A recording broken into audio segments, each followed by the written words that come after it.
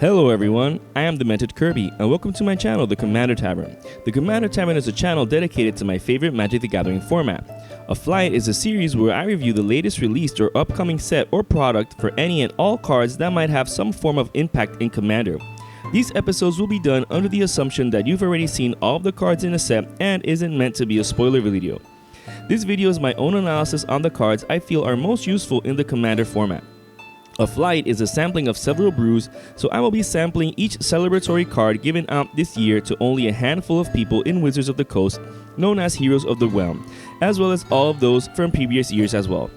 These cards might be black bordered but don't have the standard back, so they aren't vintage legal and thus can't be used in any format. However, this episode will simply be to discuss these very unique cards for those interested in playing them online in Cockatrice, X-Mage, etc., or for those considering proxying them for their Commander queue. Let's start with this year's cards. Karis and the Beholder is a 120 Dragon Eye Wizard with flying for 1 generic, 2 green, and 2 white. When it enters the battlefield and at the beginning of your upkeep, it creates a 1/1 white human creature token and then you roll a 20-sided die. If the result plus the number of creatures you control is greater than 11, put a +1/+1 counter on each creature you control. If the result on the die itself is 20, for each non-legendary creature you control, create a token that's a copy of that creature. This legendary creature is 2 creatures in a card similar to Tibor and Lumia, Gisa and Geralf, etc. However, in the art, Karis is the dragon and the viewer looking at it is the Beholder. This card is obviously a nod to Dungeons & Dragons, especially since the ampersand in the name is stylized like D&D. Also because of the Beholder monster.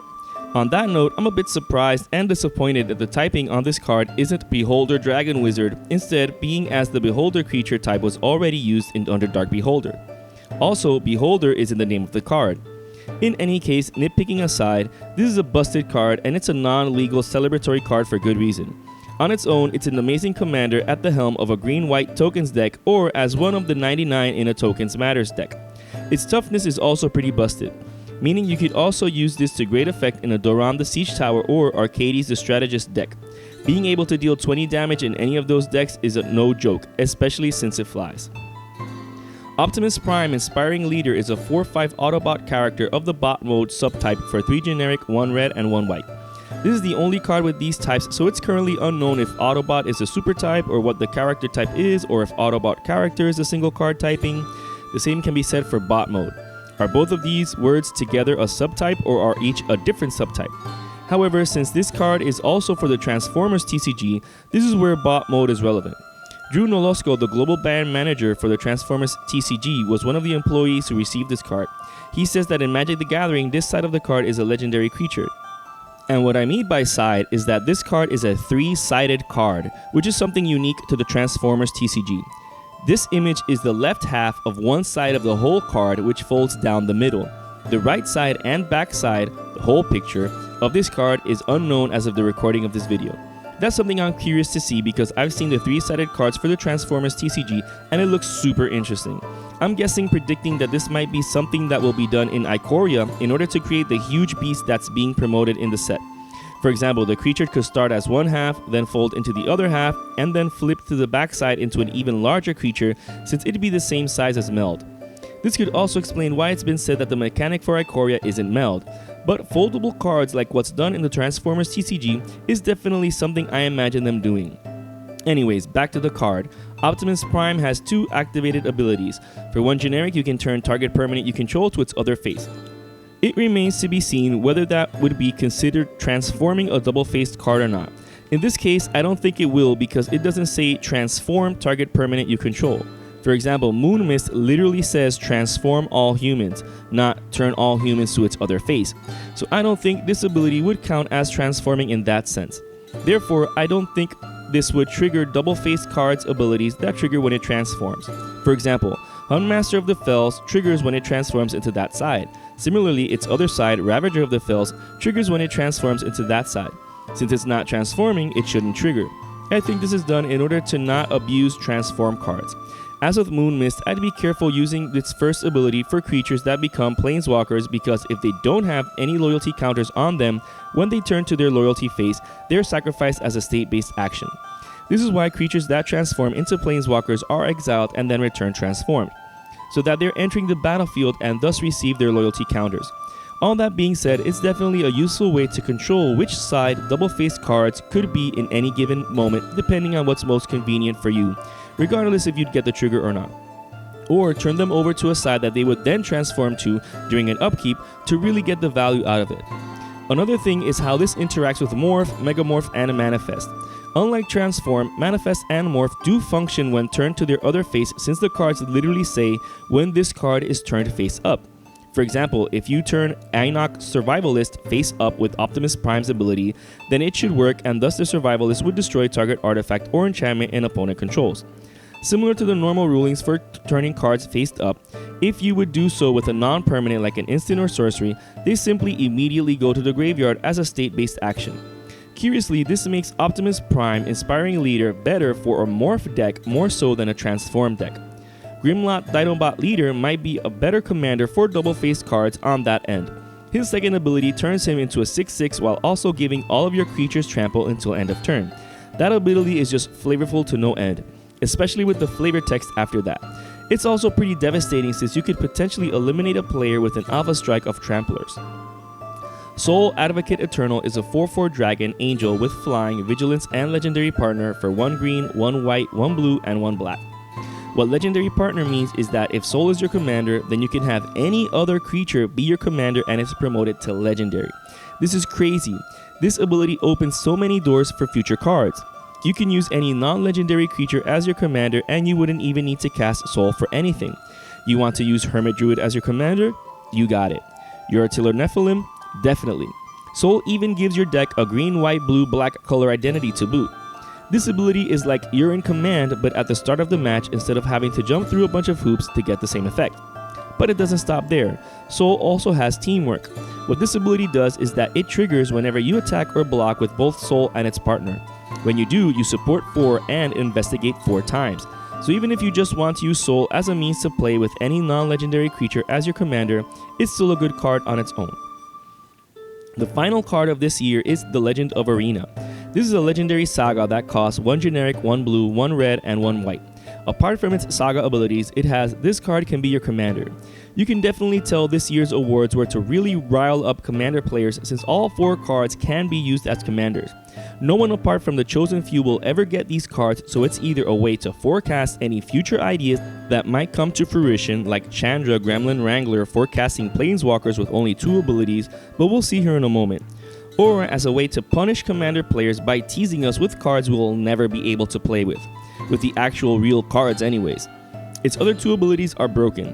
With its first 2 counters, it creates a 2/1 red human wizard creature token. It also makes spells you cast that turn cost 1 generic less for each wizard you control. This is crazy broken in the wizard tribal deck. After this ability triggers, you'd be able to reduce the generic cost of any spell you cast that turn for the amount of wizards you have.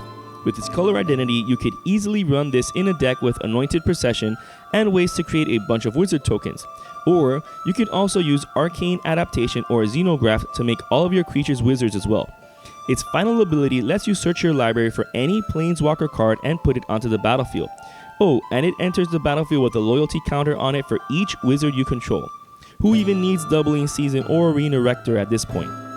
It then goes back to the command zone in order for you to do this all over again. If you're thinking about proxying this for your commander cube, be wary of the power level of this card, even if you don't have that many planeswalkers in it. Reducing the cost of spells is enough to make this card insanely powerful, especially in the command zone. Now, I mentioned Chandra Gremlin Wrangler earlier. She's from the 2016 Heroes of the Realm promos handed out 2 years ago. Costing 2 generic and 2 red, she has 2 abilities, flavor text, and a starting loyalty of 3. Her +1 ability creates a 2/2 red gremlin, which is great since she can defend herself. Her -2 deals X damage, where X is the number of gremlins you control. When comboing her with changeling cards or cards like Conspiracy, you can do a ton of damage with her. Even then, I think this Chandra is very balanced and I like her more than other Chandra cards that are actually legal to use. This promo is definitely tame when compared to the others, so I don't see any power issues with proxying this for your cube. Dungeon Master is another planeswalker from that set of 3 promos. Clearly referencing Dungeons & Dragons, he costs 2 generic, 1 white, and 1 blue. He has 2 abilities and a starting loyalty of 1d4 +1. What this means is that when he enters the battlefield, you have to roll a 4-sided die. The loyalty counters he'd get would be that result plus 1. His first ability creates a 1/1 black skeleton creature token for a target opponent. It has, when this creature dies, each opponent gains 1 life. So although it gives opponents a token, the token might as well have the hero's reward ability found on the Theros challenge decks. Obviously, don't give this token to an opponent who can take more advantage of it. His second ability has you roll a 20-sided die. If you roll a 1, you skip your next turn. However, if you roll a 12 or higher, you draw a card. I think this ability is pretty tame considering plenty of planeswalkers give you a card drawing ability without any drawback. His ultimate gives you an adventuring party. What this means is that you create a 3/3 red fighter with first strike, a 1/1 white cleric with lifelink, a 2/2 black rogue with hexproof, and a 1/1 blue wizard with flying. I'm kind of surprised the party doesn't also include a 2/1 green ranger with reach, but I digress. This card checks all the boxes and then some when it comes to flavor points. You can also potentially combo this with As Luck Would Have It since you're rolling a bunch of dice with him. Being able to roll a 20-sided die each turn really adds up with this enchantment. Using Varel of the Hellkite to double its counters doesn't hurt either. That's a janky win if ever there was one. The last of this set of promos is Neera Hellkite Duelist, a 6/6 dragon with flash, flying, trample, and haste for Wooburg. When it enters the battlefield, the next time you would lose the game that turn, you instead draw 3 cards and your life total becomes 5. A reference to the Duel Masters trading card game, this creature is incredibly busted in the command zone. Anytime you would lose the game, you simply cast it and you don't lose. Soul bonded to Deadeye Navigator, and you can potentially pay 1 generic and 1 blue anytime you would lose the game in order not to. You can use this to abuse spells or abilities that might kill you like ad nauseum. You could keep repeating this process with total disregard because if you were to lose because of it, just flash in Neera in response to dying. As if that wasn't good enough, it also has flash, flying, trample, and haste. On its own, it's a 4-turn clock, but even increasing its power by 1 makes it a 3-turn clock. So with equipment like Sai of the Shinobi on the battlefield, that would be enough to pump it for that. This card isn't so game-breakingly busted, but if you want to proxy it for your commander cube, do keep in mind its power level when compared with the rest of the cards in your cube. The next 3 cards were handed out last year to special employees. The first of these 2017 Heroes of the Realm promos is Diabolical Salvation. We can already see the power creep with this one. It's an instant that costs 2 generic and 4 red. It has split second. When it resolves, you create 4/4/4 red devil creature tokens with haste that create treasure tokens when they die. The only quote-unquote downside to these tokens is that they have to be sacrificed at end of turn. First off, this instant can't be responded to since it has split second. Secondly, it gives its caster 16 power for just 6 mana. Last, it provides 4 banked mana of any color at the end of the turn. This is a bomb if I ever saw one. You can use this to create the ultimate wall of blockers or a potential squad of attackers against an unsuspecting opponent. You can even take advantage of the sacrifice clause with cards like Korvold, Fate Cursed King. This spell helps it trigger a potential 8 times, 4 from the devils and 4 from the treasures. I don't think it's too broken to warp your cube if you choose to proxy it, but only include it if the power level of your cube can handle it. Insurv Master of Insights costs 1 generic, a hybrid 2 generic with blue, and a hybrid 2 generic with red. That means that you could basically cast it with 5 generic mana if you wanted to. It has 3 abilities and a starting loyalty of 4. Its +2 ability has you draw 2 cards while discarding 1, which is some nice advantage, even more so on a plus ability. Its -2 ability basically has you scry 2 for each player. This can be used to delay opponents or to bottom deck anything that was previously top decked. However, it's its ultimate that really makes this card busted since you can ultimate it the turn it enters the battlefield. Its ultimate gives you an emblem that makes your opponents play with their hands revealed. It also pings them for 1 whenever they draw a card. This is incredibly broken. You essentially have an irremovable telepathy and underworld dreams in your command zone. For potentially 3 mana, the power level really went through the roof with this one as far as planeswalkers go. Suffice it to say that you might want to proxy this for your commander cube at your own risk. The salt factor with this one will definitely be high. The final card from this group is Moro the Gnarled Oracle, his name being a reference to the nickname given to Magic Online. He's a 0/3 zombie elf wizard for 1 black, 1 green, and 1 blue with Eminence. And oh boy, if ever there were a card to showcase how busted Eminence is, here it is. His Eminence ability is activated and you can do so either from the command zone or the battlefield. you pay X mana and discard a card to have target player reveal cards from the top of their library until they reveal a creature card with converted mana cost X or less. You then put that card onto the battlefield under your control. He's essentially a real-life card version of Momer Basic, where only you can use that ability. Since this ability has no timing restrictions, you can essentially pay 0 and discard a card at the beginning of the first upkeep in order to see your opponent's entire library. And if they were to have a creature that costs 0, you put it onto your battlefield. You can then do that for each other opponent's libraries as often as you like before you even really start the game. This has everyone reveal their entire libraries before you start the game. You can use this information to know how much mana and to which opponent to do this to. You can also just include a ton of mana rocks and dorks, rituals, and lands in your own library in order to guarantee being able to use this ability. You can also just potentially run only a handful of creatures in your own deck, and you're basically cheating them into play with Moro. This is beyond broken and oppressive. There's no way to deal with it short of casting Disallow, Stifle, or any other effect that counters activated abilities.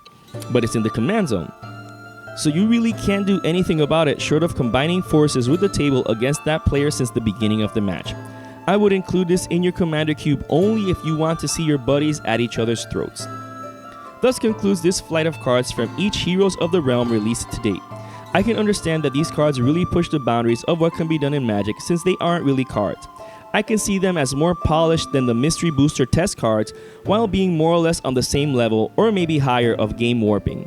I would say that it's a shame that the general public can't have access to these cards, but I can understand how that's a plus since these are special cards similar to 1996 World Champion and Shichifukujin Dragon. This is an excellent way for a company to show gratitude to its best employees.